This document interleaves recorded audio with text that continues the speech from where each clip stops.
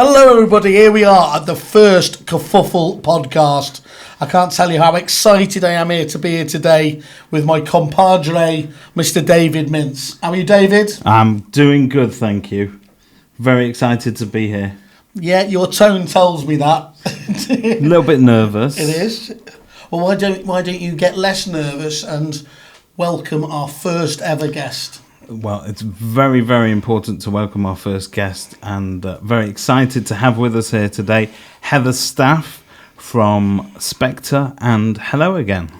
Hi. And that wasn't just a chatter line, that is actually the name of the company, isn't it, as well? Hello again. There you go. Thank you for having me. A very terrified looking Heather sat over the line. As she said just offline, was this where it all went wrong? So we're going to be tracking your ROI, which I know is very important to you. It is. Tracking from 10, normally that's where you want to start your ROI. Yeah. Reports. Okay. Right, so if I was to think about great, real estate agency podcasts, Panos. He's up there. Vegan. McGrath. Yep. Overman. Less so. Mintz and Whale. Not sure the Aussies have got anything to be worried about, are you really, in this? Well, that's because the Aussies weren't at Agents Giving 2019. I thought that was never, ever going to be mentioned again. If we get it out of the way now, then, And then people will just forget that. Yeah. Okay, That's good. it. That's good, okay. And so we did say we were going to have set ourselves achievable goals, didn't you? And I think you've had one goal in front of you. Is to take down and to call out the Estate Agents podcast. They think they're so clever, teaching people about actual learning and learnings stats. and earnings and growth. Good living. Ugh. We know about growth. It's just sick. Don't we? It's absolutely disgusting. So yeah, Luke, Stephen Overman, we're coming for you and your listening figures. So let's not worry there. Okay.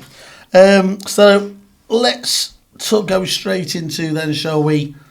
Word on the street, Huggy Bear.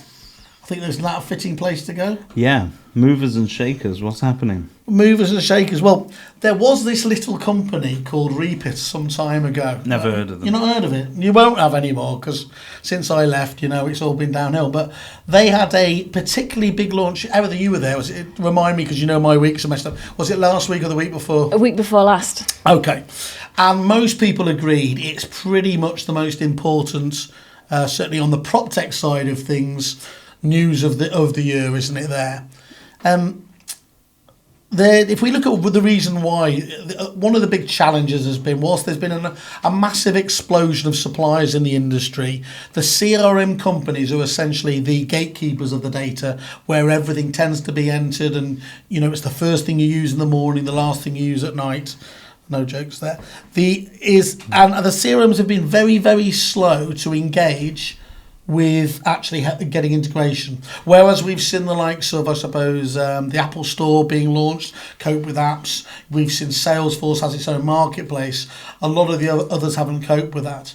Heather, can you talk to us from your side of the story why it's important? Because, of course, you are sat there essentially waiting for these companies to try and help you out, aren't you? Yeah, it was a really good launch event, actually. I was quite pleasantly surprised, I should say, in terms of what they've done and in the amount of time that they've done it. So I have to say a lot of it went over my head because it was technical, but I had Tom with me, so the co-founder of Spectre. And he said a lot of it is how has been done from a developer's point of view or with the developers in mind. But fundamentally, just with my Spectre hat on, we've been desperate to plug into CRMs for quite a while now, and Reapit have really sort of seized it, and we're pretty excited about the stuff that we can do with that. Some pretty exciting stuff. So yeah, can't wait to get going. Did you see any downsides? Any questions that needed answering? Well, the commercials haven't been answered yet. That was a big elephant in the room, wasn't it? I'm sure they will be. I think they're talking about those are going to be coming out in the coming year, but from most people's point of view, if they deliver on what was expected and spoke about in that room, it will be a game changer. And I can certainly say from my little understanding, and as you said, I stopped listening after I couldn't understand anything from hello, but it really was. Looking at those, I use Salesforce myself, I've done for a number of years. I've seen what the competitors are doing in this stage, and they talk about open APIs and everything there. It sets the level just on a completely new level, doesn't it, essentially? Yeah. No, I think it's pretty exciting. We were chatting earlier about what do you actually want from an integration, and I think open API has been a bit of a buzzword, but it is right. You know, we're 2019. People should have open APIs so we can plug in and talk to each other. But I think some of the agents that I speak to are potentially thinking that they need to go too far down that spectrum of, right, I don't want to log into anything else. I just want to log into Reapit and that's it. And I think realistically, what you want is what you were saying before. You want to cut out the duplication. You want the systems to talk to each other, so you know what's happening where. You don't have to duplicate entry. You know, data capture. Exactly. Isn't it, really? Yeah. Just make agents' lives easier. But I would just caution about wanting to go too far down that I only want to log into Reapit because. What's your concern there then?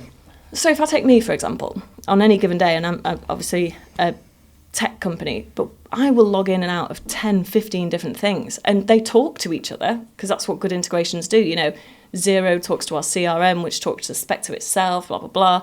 You know, everything talks to each other, but it's not saying never log into this, just log into one thing. And I think I just caution about, you know, hoping for that, because if you go too far down that route, you're actually going to miss some of the functionality you can get into by logging into different suppliers.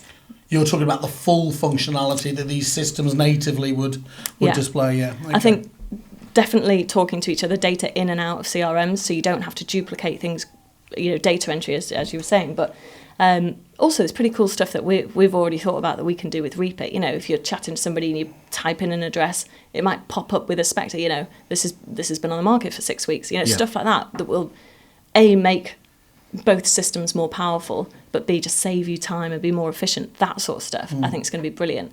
But I don't think integration should necessarily replace logging in and out of different systems. And so from your point of view, Simon, as someone who's worked with Reapit before, in a limited form... in their heyday, you mean, before?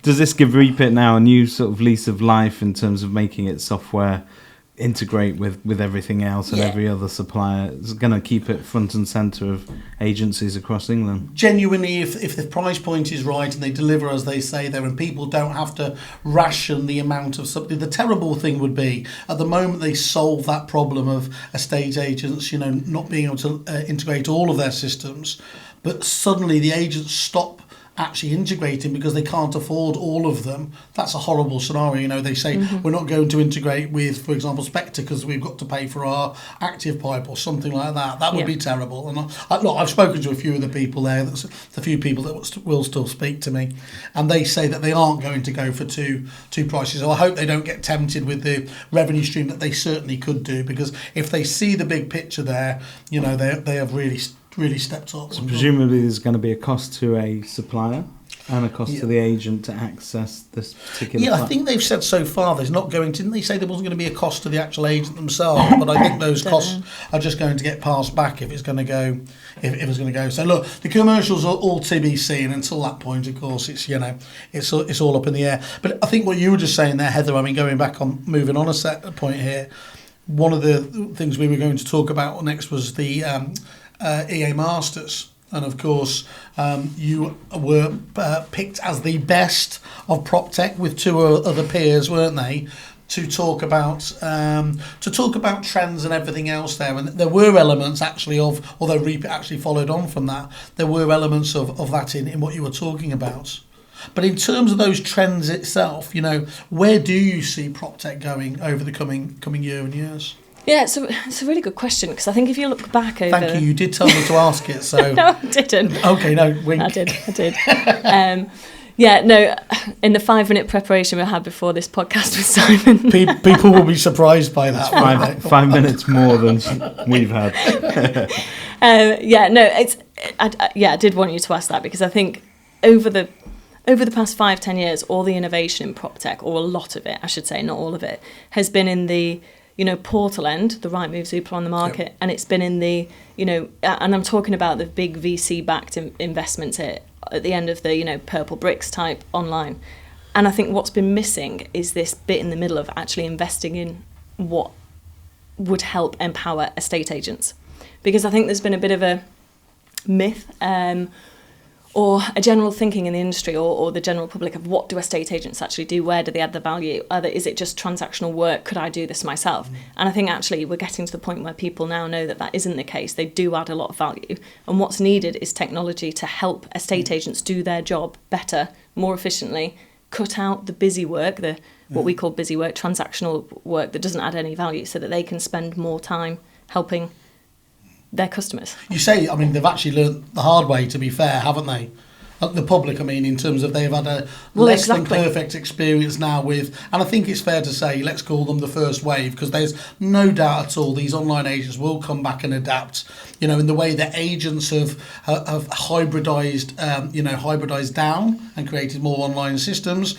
Those guys at the very bottom of the pile are going to add more services, and there's going to be a meeting in the middle. And that's why I think all these talks about people saying, oh, like, online is going to be 30% of the market, it's just really hard or impossible or waste of time to quantify, because everyone's getting mixed up in the same boat. Yeah, and every agent is online. Yeah. For me, every agent is online. It's just, you know, what else do you do? And in my opinion, there'll always be a little bit of the market where online agents for like Purple Bricks will exist, where people might have a really simple sales, standard house, no chain, and they're not bothered about the price. That's just an evolution of for sale by owners, isn't exactly. it? And essentially there. So. Yeah, so there'll always be a market, but I don't think it's a huge proportion. I think it's a small proportion of the market. And where I see PropTech going is actually empowering agents to make that differential between what you get from an estate agent or a traditional, in inverted commas, agent versus an online agent more apparent. When we did a fair bit of research at Repeat when we launched what was called our digital agent, which is very simply the ability to log in, you know, create valuations from online forms, appointments that would go directly into the CRM diary. But one of the background work we did was we had to persuade agents that, you know, because at the time they were still saying, oh, bloody hell, Purple Bricks, sod that, you know, we're not getting involved there. We had to convince them that this was actually better for the customer anyway. Yeah. But Dan, who was the marketing director there at the time, actually did a bit of search and said, where does that entry-level service come from and he was looking across, so looking at your sort of your cheap airlines, looking at your cheap supermarkets across the board. There is a space for that of up to 10-20%, but it very rarely goes above that. Then you get into the mid-tier, which is fairly obvious, and the prestige and boutique above that. Yeah. And I don't think that we're at all special in terms of a marketplace there. No, but I think it's one step further. I mean, travel agents, for example, is an analogy people often compare and contrast. I hope there's no travel agents listening to this podcast, but doubtful. Anyone. If it was just an agent, someone might I'd be be married really to one, I don't know. Simon's mum usually. Actually, FBM do have a holiday department, so we'll get rid of them. Don't worry about that. But this isn't what I was going to say without offending anyone. Is pretty much anyone can sell you a holiday. Yeah. But who would you trust to sell what is typically somebody's biggest asset? I think they're two very different things, and I think there is a lot of work that estate agents do that the general public, unfortunately, doesn't realise or appreciate. Can I just say there, though, what's interesting there is that a industry that has definitely been ahead of ours in terms of that, you know, this huge disruptive one that people keep promising, like a tidal wave is going to come down here, is actually the travel agency. And if we remember, you know, next to every estate agent, there was a pretty shoddy looking travel agent there as well. The ones that have reinvented themselves, the likes of Keonis, look at the way they are, you know, in top, you know, places like the Trafford Centre, where they've turned themselves into, again, almost cafe culture style places. Come in, sit down, have a real experience, because again, in the same respect, a holiday is a luxury item, isn't it there? So for the top end ones, for people's biggest expenditure, there's still a requirement for it. Yeah. But you've got to deliver that service. And I think the difference with estate agency, you do actually want a local expert. You want somebody who knows your area, and there is value to be had by having somebody who knows that area. Whereas in travel, and I say this because an ex-boyfriend of mine used to run a travel company, so I do know a little bit about that industry. But he did exactly that. He became a tour operator, an online tour operator, cut out travel agent, and that can be done more in that industry than I think it can be done in a estate agency, because you still need a local expert in a estate agency. And I think that's definitely why we haven't seen this, you know, this disruptor, have we? No. So many people have happily spoken about the end of it from days gone by, and it's very robust. Because just like the Terminator coming to kill traditional agency, the online market has never really... It's not been a person-centred kind of approach, so they don't put the customer at the centre of the experience. And I think, you know, niche travel agencies And good estate agencies are learning to add value by actually making the customer experience as good as possible. And really that's what you're paying for. Yeah. And that's the difference between the sort of... It's interesting you talk about customer experience, actually, because we've been banging on about this, me and Tom, for ages. There's still not a lot of focus in this industry about customer experience, in my opinion. And I think where PropTech's going, watch this space, next year there's going to be a lot more products, I would say, that come to market that actually help the customer experience. And fundamentally, if something helps the customer experience, by default it will work, and estate agents will be forced to sort of get on that path. And that changes the customer perception of estate agents. So Exactly. One thing we've all been complaining about for years is that nobody trusts estate agents, nobody wants to deal with them.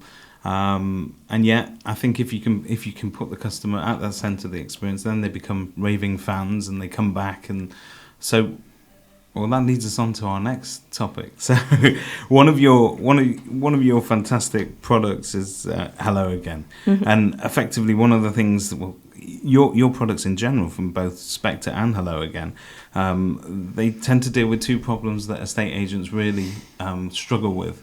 And there should be the ABCs, but they never seem to get down to it. So one is prospecting, and the other one is a keep in touch policy that actually means something. So tell us a little bit about Hello Again, and again how that's helping estate agents. So Hello Again was born out of feedback from Spectre clients, actually, that one of the areas of marketing that they know that they should be doing, but typically aren't, is keeping in contact with their past purchasers, i.e. people who've bought through them in the past. And as Josh Fegan always bangs on about, he says, I think his term is, the fish are already at your feet. And I find it's really interesting. In what other industry ever can you name where you don't keep in contact with your clients, except estate agency? And I get it, right? There's three main reasons why people or funeral directors, you don't stay in contact. Good. So, God, you've ruined my flow there.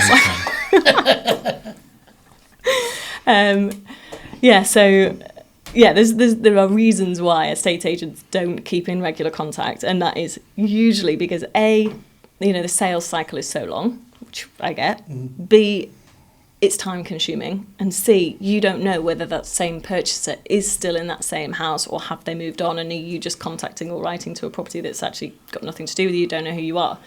So we built Hello Again to try and answer those three questions, or three problems, so that firstly, it's completely automated, so you basically upload your completions data into Hello Again, and the first thing we do through an integration with the land reg is essentially cross-check every single one of those properties to work out for you, are those same purchasers that you dealt with still in that same property?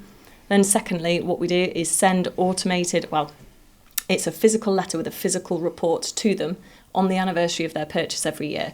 So what that letter says and looks like is totally up to you, but then the report that sits behind it is all in the agent's branding, and it says, we sold you your property on X, you paid Y, we now estimate it's worth Z, here's some local transactions on your street, blah, blah, blah. So really juicy. It's an easy way to keep in touch with them and pique their interest. It's just juicy, gossipy info for them that they, will love to discuss with their partner over dinner or whatever. And all of that basically is done for less than the cost of a Christmas card every year. So we do everything for you, print, post, everything.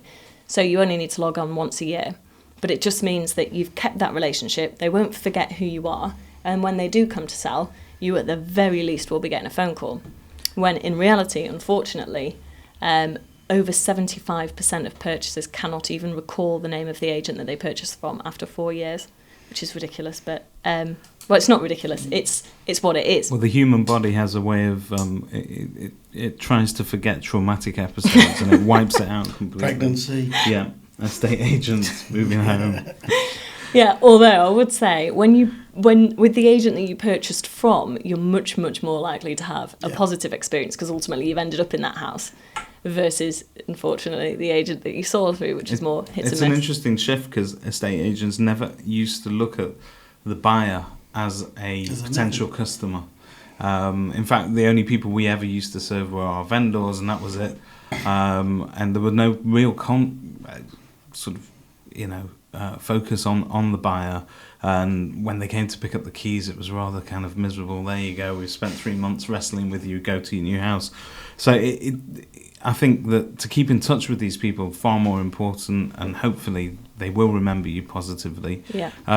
So talk to us about people that have already used this in terms of, have they seen sort of an increase in repeat business? Yeah, they have. One of the really good things about Hello Again is once you've got all of your data in there, it works out who of those past purchasers have actually since moved on.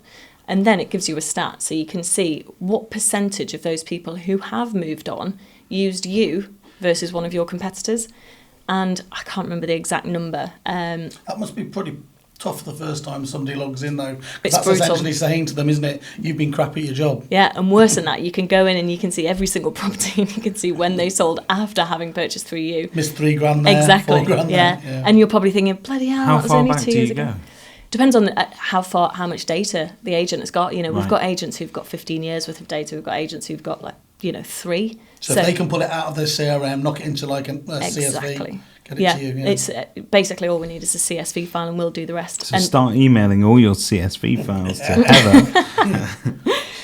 But yeah, CC Kerfuffle, what's been GDPR expert. What's been really interesting is Stella, who's the head of product for Hello Again, did some analysis recently on that repeat business level. So you get your horrific stat that says, 15% of your past purchasers who have since moved on sold through you, which meant, the rest have gone with one of your competitors, and has tracked that over time of them using Hello Again.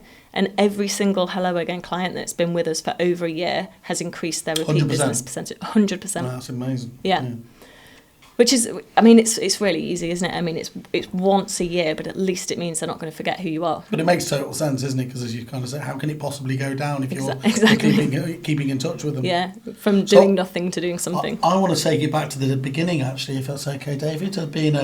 I'm a people person more than you, so Go for it. I want to ask, how did it all start then, Heather? Obviously, how did this prop tech empire that you're now sat on board, how did it begin? How did it start? I'd love to take all the credit for it, but I can't really. It's my brother his brainchild was Spectre. But basically our entire family were estate agents. So my dad has, and still does have, an estate agency. My mum had an estate agency. She sold out. My auntie and uncle were estate agents, so it's pretty much in the blood. But I actually, after I graduated, joined KPMG, so I worked there as an accountant for 10 years. That's right, famously, you, like so many others in the world of estate agency, you came down that tried-tested road of accountant, estate agents.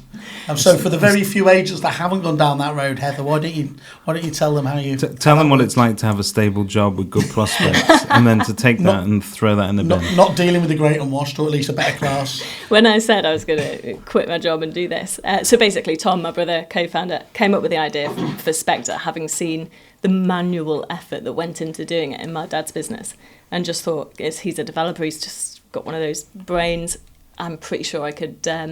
code something to automate this, and that was obviously Spectre version 1 4 years ago. But yeah, so after he'd done that, obviously I knew the industry pretty well, having spent summers and everything else in there. He told me what he thought he could do. I was like, well, if you can do that, I'm on board. Told everybody at KPMG, they were like, we'll keep your job open, and they actually carried on paying me for 3 months because they thought, oh wow, they just didn't grasp the idea whatsoever. Which, if you're not in the industry, I guess why would you? Yeah. And 3 months in, I rang them. I was like, guys, I'm not coming back. You can stop. Was it because they thought you'd joined this shadowy bond agency and they were too scared to cancel your fees? Can we just touch on that element? Because of course, I think that Spectre does bring up connotations of another company another name. Yeah. There. So I'm assuming you knew about them when you launched. Do you know what? This is actually a really embarrassing story because it's quite narcissistic. So obviously our surname... Oh, narcissism. You're on the right podcast. So our surname is Staff. And another word for staff is Sceptre, not Spectre, Sceptre. And then on top of that, Spectre is like a ghost. It works in the background. And that we thought, this is brilliant. This sort of works on 2 levels.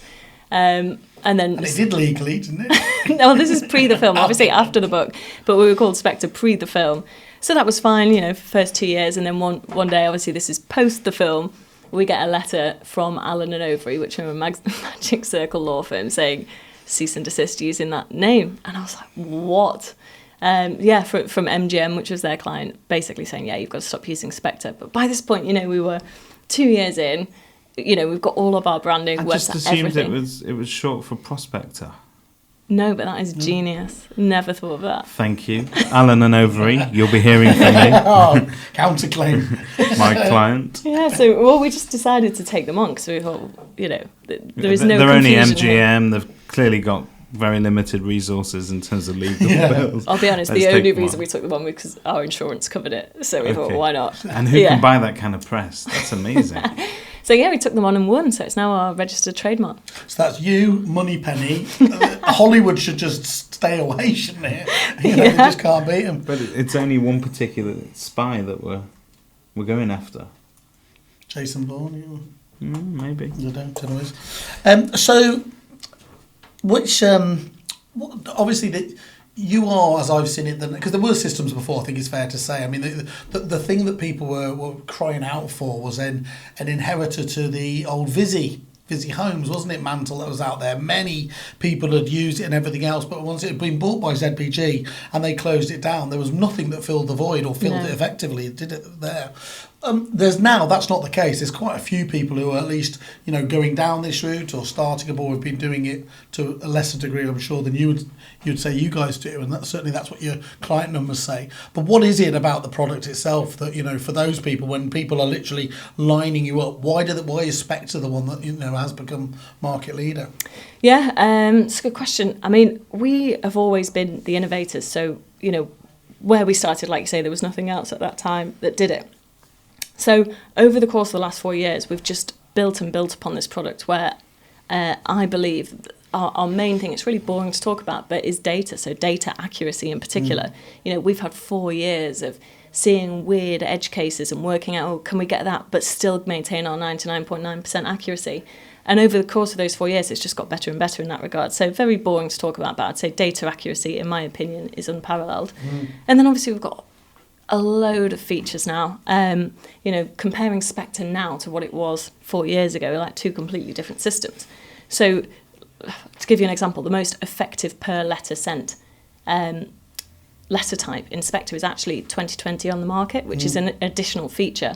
But that, combined with our normal letter timeline, can lead to almost double the ROI of agents who use just the standard bog standard features of Spectre versus all the other features. Obviously Spectre Lettings is very, very new, and nobody else that I'm aware of has got anywhere near the data that we have on that, and that is getting some rave reviews at the moment. So that's helping agents get hold of the effectively land reg data in an easy to use format. For the landlord. Yeah, exactly. For prospective landlords. Yeah, so there's two parts to it. There's the data for the properties that are currently on the market being advertised to let, and then there's a big chunk of data that we give you for properties that are actually let in your area with the estimated tenancy renewal dates. So you can time your letters to land with landlords, for example, 12 weeks before a 1 year tenancy anniversary. And then we've got a land registry integration. So you can just click to purchase the landlord details and the title deeds through Spectre Lettings from £2.80. So if you're doing that already, you'd save 20p every time, which actually adds up. So yeah, Spectre Lettings is pretty new. It's only about 6 months old, but getting some fantastic reviews. And the key to all of it is consistency and adapting the letters, because I think Spectre gives you a certain stock, doesn't it? So we won't give you the letter content itself. You have to write that yourselves, because what we actually found when we started, we did. So right back in the day, we used to give letter content out, and we'd say, this is stock generic letter content, but you should change it and you should do this. But what we found is that people don't, if it's in there, people didn't really go in and change it. So, I mean, what would happen is you get an agent who's sending a letter to say to somebody, you've been on the market 2 months, perhaps you should switch agents, and giving them absolutely no reason. That's it. Why they should. So we really encourage everybody to write their own content and make it as personal as possible. And it's that there's basically 3 fundamentals. It's being consistent, having good letter content, and then the other stuff about having a good, decent brand reputation. You'll be really pleased to hear. I mean, we've spoken about this before, and one of the things we're trying to do, obviously, on the Kerfuffle website, where we're reviewing all suppliers, especially with the prospecting systems, is we're going to give the people that are reviewing you as a service now as a separate ability to actually mark the accuracy, essentially to give a score, because then it's less, you don't have to go out there and keep saying, banging the table, we are the best, or anyone else. It'll come out in the wash, and I think that's really important, isn't it? Because otherwise people, they can like UIs from other systems, but if that most basic one of all doesn't work, the foundation of the whole system falls down, doesn't it? Yeah, and we've invested so heavily in data and making sure that the data is accurate, because one wrong letter that you send over and over again can actually cause a hell of a lot of brand damage, and with the brands that we work with, we're just not willing to do that. Well, I've genuinely never heard anyone critique the data. No, it doesn't happen. I mean, statistically, it'd be extremely unlikely for that to happen with Spectre, and I think, it's very boring to talk about. We don't talk about it on demos as much as we probably want to, because it's boring, isn't it? You want to see all the features and what you can do, and talking about data and how much data we get and how accurate it is boring, but it's super important. Now, what I have heard people critique Spectre on is this next point here. So I'm going to ask you a question now. Oh, God. Is it appropriate to wear trainers to business meetings? I know what you're going to say. Because I think very famously you have a view that the time for suits is dead. Oh, yeah. Well, I mean, I spent 10 years at KPMG dressing very professionally, wearing heels every day. And then as soon as soon as I got out, it was just complete freedom to wear what I want. Funnily enough, I mean, I'm wearing black today. In your first week at KPMG, I don't know if they still do this because this is 10 years ago, but you'd have an induction week, and in your induction week, part of it would be a person who would tell you what you should and shouldn't wear. Oh, wow. You could do with that. That's amazing. Maybe they get you out of those pyjamas you've been wearing for the past 3 months. They are grey string pants. So obviously they didn't need to mention trainers, but that was a given. But even stuff like they told me I should never ever wear black because I've got blonde hair, so I'm wearing black now because I can, because nobody's telling me what to wear. Does anyone kick off genuinely about it these days? Because I mean, you're allowed to, or expected as PropTech to wear sort of batshit mental stuff, aren't you? Well, that's why I think I can get away with it, because I was a founder of a PropTech company. Yeah. I think there needs to be a bit of us and them. I think as agents we fail. If you walk through the door dressed like an agent. We were thinking about calling the podcast this, weren't we? Us and them. Us and them. Yeah, nobody's ever... battle within. Nobody's ever kicked off about it. And I have kept it consistent. So no matter how big or posh the client is, I've always gone in my trainers, and nobody's ever said anything. I famously lost an instruction because I didn't wear a tie. Really? Well, that's how you do hear it, don't you? Some traditional people want you to dress up. I now wear my money penny socks to most valuations. I get a lot of comments on those, so please keep sending those money pennies. Socks. Is this the Prime section now, is it? Yeah, okay. Are you planning on releasing any Spectre branded underwear or anything we should be aware of? I wasn't, but I'll feed it back. Yeah, we're recruiting a head of marketing The at the moment. Kerfuffle nappies are due out for Ran, if you want them, so get them now. Okay, so let's ask you now, which you on the stage, as we spoke about EA Masters, with some big hitters there yourselves, which 3 suppliers impress you the most at the moment? PropTech suppliers. Yeah. Actually, no, not just PropTech, just suppliers just in general. any supplier. In the industry, though. So, well, one that I know of, because they're a supplier to us as well, is Moneypenny. I know you're just talking about them, but they are brilliant. Yeah. So I'd have to get Moneypenny in there straight away. Sickeningly nice. I always like to think that there's something else going on there because they're just so wonderful. They are sickeningly good at what they do as well. It's just perfect. In fact, if you've had a 10 out of 10 customer experience, the chances are you've got through to Moneypenny in our office. They're awesome. Yeah, so I'll put Moneypenny in there. Okay. I would we'll say... have to start keeping scores of this. Well, every time we mention another company, they pay us. So. Oh, really? Yeah. I'll name as many as I can then. Dataloft, I think, deserve a shout out. I think Dataloft's a really interesting one because with Spectre, you get a company reporting dashboard, so you can literally see your return on investment every single day. You can see the instructions that you've had that were on with the market with another agent. You can see what letters they received before switching. You can see what price. You can work out how, it's dead easy. With Dataloft, obviously, it's much more difficult to track return on investment, but actually, everything that I see of Dataloft is really high quality stuff. And to be honest, at a price point, I just think if I was an agent, that'd be a no-brainer. But yeah, so I'm gonna give Dataloft a shout out. Yeah, they're a great company, aren't they?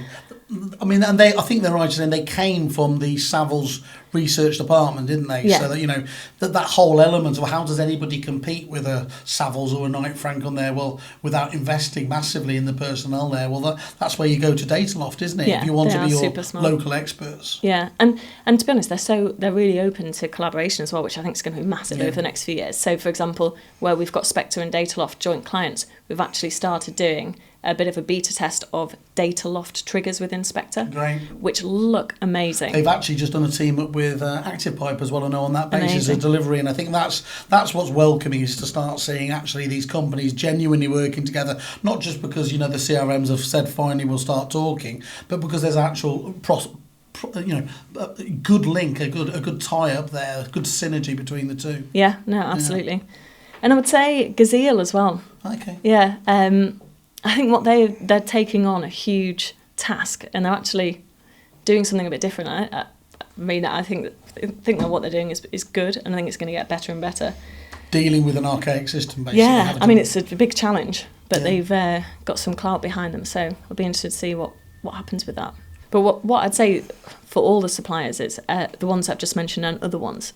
In my opinion, you've got these suppliers that genuinely are innovating, trying to do something good for the industry, advocating for estate agents. And then you've got others that I just don't think fit in that category whatsoever, who are much more mercenary, what can we get out of this industry, blah, blah, blah. And when you meet She's them... going to call them out. I She's won't going to call them out. I won't call them out. I'm not that brave.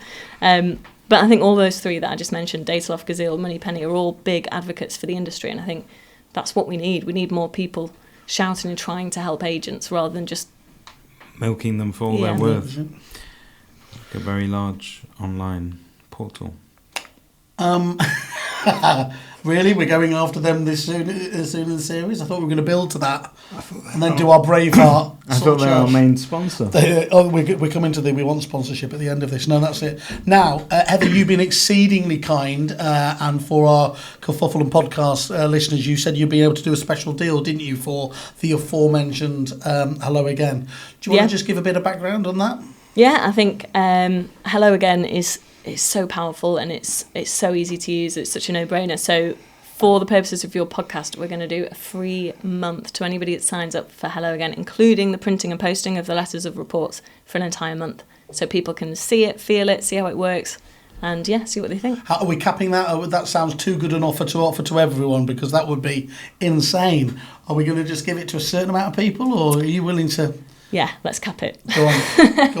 Can't go too crazy. Go on. First 30. First 30. So there you are, people. For the first 30, that was that double gin. For the first 30, the email into marketing@kerfuffle.it. That's marketing@kerfuffle.it. You will be up for that special offer, which is absolutely fantastic. And you can see the sorts of stats and ROI that Heather's been talking about earlier. Now, Heather, just this is the part of the show where we need to stop for a minute. And... it's where we want to get down and lovely. This is where we want to match you up to your perfect client, okay? All right, okay. So obviously you've got thousands and thousands of clients, but who's the one you haven't got yet, that we're going to try and do our best, hopefully either listening to the show or we'll go out and get for you? Who do you want?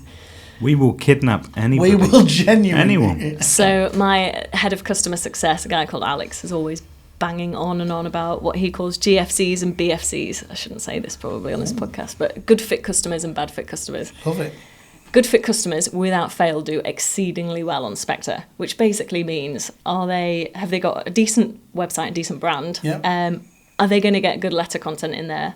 And are they going to use it consistently, as in are they structured? If you can match those two things, you're pretty much guaranteed to do very, very well with Spectre. So he will want a GFC that fits that profile. So I would say somebody that we haven't got that we would love would be Bond Oxborough Phillips. On Oxford Phillips, okay. Well, we will Great see brand, what we can do. not a client. And I will do my still up back routine and Okay. see what happens there. Check in next time. to Cheers, find thank out. you. See you next time if they bother to return the call. On Simon's Lonely Heart. No, but I do love, the idea that, suppliers, whether they're PropTech or others, don't profile their clients in the same way that obviously down is daft, because you've got to know if somebody's high maintenance or, no maintenance, and what they're going to do for you. So many people, when it was, back in my days, like, why aren't we getting the same results that a Romans or a Marsh and Parsons are? Because you're not putting the time, effort, and energy into that, or skills. Yeah, it's we see it all the time on Spectre. We've got clients in the tens of thousands of % return on investment, and it's because they just do the basics really, really well. So they get a really creative letterhead in there, they get good letter content, and they do it consistently. It's just three things you have to do. But I would say, there is a proportion of agents that it's ad hoc, or they put in some generic letter content, and actually Spectre works best for good estate agents, in inverted commas, because if somebody has been sucked in or lured in by their unscrupulous agent that's overvalued, it is the better estate agents that are getting the second instructions. So that's why we want to work with, and we do work with, the good brands, the good agents who wait and get that second instruction. More likely to sell it second time round. 66% more likely to sell a second instruction than you are a first. Okay, cool. Well, look, thanks very much for that part of the section. Obviously, great if you can stay around. Yeah, absolutely. There's obviously we are going to be talking again. Just we touched briefly on EA Masters, but actually I want to just talk about a couple of the detail there. And I know you were there, and I think you were very impressed. As I said, you had a great section where we listened to you talking about many of the themes you've just touched on there. For people who don't know, EA Masters is the annual event. It's the succession. Successor, maybe. Thank you. To Sunday Times, obviously Peter Knight's fantastic event, and it was held down in, where was it, down in Battersea Park. Battersea Park, in essentially in a custom built building that was absolutely amazing, and over 1,000 people went there. I don't think that many made it back into work the next day, though, did they? Because it was a Friday, because it did tend to go on quite late. But anyway, that's separate there. Kicked off the day, as I seem to remember it, and I was there at the start of the day for very rarely. Josh interviewed Michael Pallier, who was this fantastic agent from Australia. I think he's at Sotheby's now over there, operates in the absolute top echelons of the industry there. And he talks about how he moved from actually selling cars, working for Rolls-Royce. And actually, on his first day at Rolls-Royce, he actually managed to sell a Rolls-Royce. And I said I wasn't that impressed, because actually Dave Seed stole a BMW in his first hour. But that's a bit racist towards our Scouse listeners. But anyway, he keeps telling me that's banter, so we're allowed to do that. There was a couple of Q&As. There was you with the suppliers, obviously. But as well, what was really interesting was, rather than just dealing with the established, if you like, agents, this year they had a Q&A with 3 of the upcoming guys. Chris Holroyd of Holroyd's, Matt Nicol and Co, and Mark Ross of Red Brick, and I thought they were amazing. It was brilliant. The real intensity, the knowledge of these guys as they're coming through shows that that they're really listening and adapting. I think in terms of we talk about that disruption. Whilst people like that are out there, people like Chris Holroyd, who is focusing so heavily on financial services as a ready revenue stream. You had Matt Nicol there that was really working strongly with Kevin Ellis's Land and New Homes network, weren't you? And Mark Ross, from Red Brick. He just scares me because he's just the most organised character. Everything's got a process, and it's really brilliant to see people like that coming through, I thought. And that's the key to sort of scaling estate agencies, and Matt Nichol's somebody that's shown that if you get your processes right and you get your systems in place, then it allows you to scale upwards. Well, everyone was used to, and it's still right, you want the right people, isn't it? But you can only scale, if you only leave yourself by being able to scale by getting the right people, that's a bloody hard process in terms of recruitment. Only half if the you've job. If you've got the scales and the processes in place, far easier to do, and that's why, as I said, I will be repeating them over and over. Romans in its heyday was just the very, very best at that. There's a book called The E-Myth. It's very good. Yeah, it's a really old book, and it's a bit cheesy, a bit American, but it talks about thinking about your business as if you were going to franchise it and making yourself redundant, so you can just hand over the keys to somebody tomorrow and the business would run in exactly the same way. And something that I spoke about on stage, but we see quite a lot being a supplier to the industry, is exactly that. You see an amazing individual leave a much larger organisation, set up on their own, and at the start they're brilliant because it's them and they are brilliant, but then as they grow they obviously have to recruit, they haven't got the systems in place, and then the standards start to slip, and that's when they fall back into being exactly the same as the business that they left. Sorry, carry on. She's not actually talking about you. It's like water off a whale's back. Yeah. I mean, there was many great things over the course of the day, and I think it was a really fantastic again to see the quality of the agents in that room, because I think I was right. Was it the top 5% that were shortlisted down, which is top 3%. 3%. Because I think I would have fitted into the top 5%. and you would have fit in. And he thought, after agents giving, forget it. We're going to narrow it down. Change 3%, that, yeah. forget it. Cool. And we're coming into it's full-on conference and award season at the moment, haven't we? So I'm not sure when the podcast will go out, probably be after this, but we've got RAN this Friday, Relocation Agent Network, which is always a fantastic event down on the Riverbank, Park Plaza, and then the Friday after, are you at both of these, or you're just certainly doing Negotiator, aren't you? We'll be represented at both, but I personally won't be at RAN. Got a wedding. Oh, okay. Are you turning up to see me take my award at the Negotiator? I'll be there. Fantastic. Yeah. I've seen the awards. You unfortunately didn't make it. Anyway. New suit. Anyway, so hopefully this sets the scene kind of for the series. This was going to be the Silk and Steel as David as the... does that make you Silk? Is that Silk true? Did I not win an award? No, it's I don't know, as if they would ever share information with me, given that I'm known as Leaky Whale. They made me fill out a trophy form and everything. You're really spilling a lot of the secrets here, which we're only going to do in season 4. Everybody gets a trophy form. That's the secret. Yeah. Right, and so the only thing I think we were going to finish on, wasn't it, was the Brexit update. So has anything changed? We are still... Can I swear? Of course you can. Yeah, we're still on course to be fucked at the end of January. It's fuck-mageddon. We're getting fucked earlier this year in December, as we're having a general election, which is basically yet another Brexit debate just wrapped up in... Well, speaking of Brexit debates, I have been invited.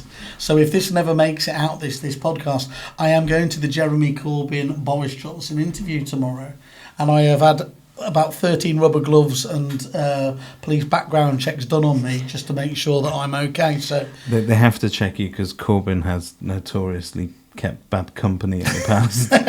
Well, and me having been born in Kuwait. And if he refers to you as one of his friends, then it's over. So there we go, everyone, just to show we are not a one-trick pony. We've included politics in here. Next week, we're going to hit the big one, religion. Yeah, that's right, David. You've got a whole and boring 2-hour if session. you've got any requests, any sort of tracks you'd like us to play for a loved one, send them in. Exactly right. Okay, Heather, thank you very much for the time today. Thanks for having me. Cheers, David.